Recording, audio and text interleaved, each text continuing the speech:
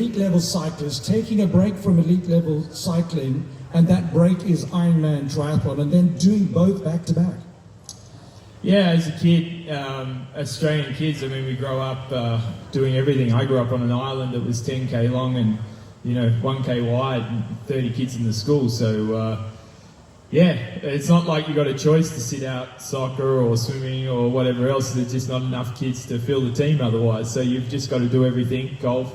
And I think the best part about that is also being such a small, you've got 30 kids from kindergarten to grade 12. There's a good chance you're going to at least be on the podium in your age group. So I've always set my standards pretty high, from a very young age. And yeah, the level of competition has changed somewhat over the years, but the mentality hasn't. So I think it's an important message here in Ironman. I guess, I'm obviously going to try and win this thing and do it quicker than anyone else has ever done it. But we're all going through exactly the same thing. It's all relative, and yeah, so let's just have a great day.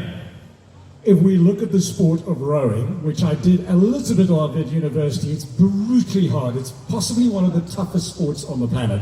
And then we look at professional elite level cycling, which is also one of the most brutal sports on the planet. And then we look at being stupid enough to add all three sports of swimming, biking and running together for Ironman is also extremely hard.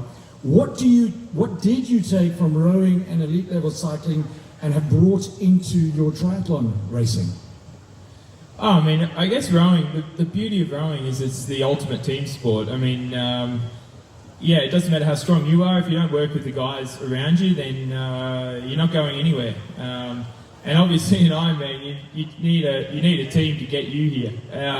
Generally that's your family. They've got to tolerate your selfishness, and you got kids. You got to sort of look them in the eye and go out training, and you want to go out here and show them why you do it, and do that with a bit of pride.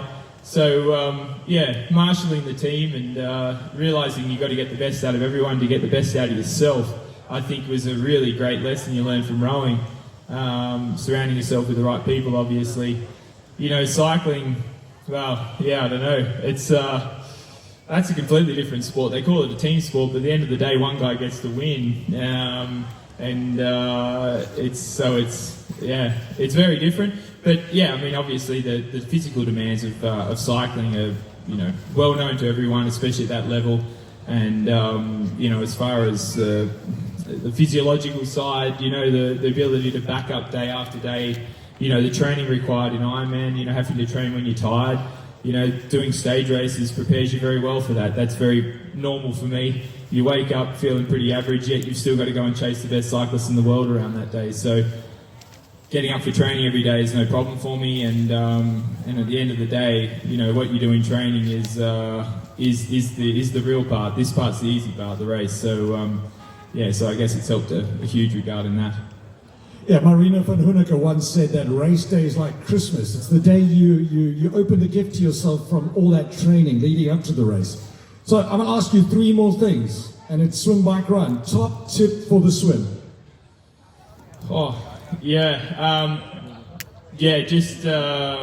I mean, I'm very guilty of this. I sort of get my capabilities mixed up with my expectations in the swim quite often. So, and I always say to people when they ask me advice about triathlon, I said, well, make sure, can you swim? If they say no, I say learn to swim, because if you don't have a good swim, you don't have a comfortable swim, it has a huge impact on the rest of the day. So really, obviously we're racing, obviously try and do a good swim, but really don't overextend yourself. You are going to pay for it. You think that it's nothing. You think it's only the first hour or two or however long it takes you. But if you do a little bit more than you're capable of, that's going to eat into the rest of the day, which is where you really need the beans. So yeah, just cool the jets a bit. So don't ever extend yourself on the swim. If I had to see that. Tip for the bike, and if there's anybody who should give us tips for the bike, it's you. Yeah, I guess, first of all, and we had this conversation yesterday in the pro briefing, I just want everyone, there's been a lot of stuff obviously recently about safety, and I think you'd all agree, us getting to the race is much more dangerous than you feel when you're here at the race. I mean, we've had thousands and thousands of races over the years, the number of incidents is very small. Not that any single one incident is acceptable, nothing is acceptable of course, but us as athletes, you know, it's obviously Ironman and organisers are going to do everything they can always to keep us safe, but it's on to us as well to pay attention. Generally, I'm in a pretty good position on the bike, you know, at the front, and but even if I come to an intersection, I'm always glancing, making sure there's nothing there. You know, if I'm passing, I'm looking, you know, I mean, paying attention. It's the onus is as much on us to because at the end of the day, if something goes wrong, sure, someone else could be in the wrong, could be no fault of our own, but we're the one on the ground, and we all want to go home. You know, someone might be in jail, but you might be dead. So it's better that we're both safe.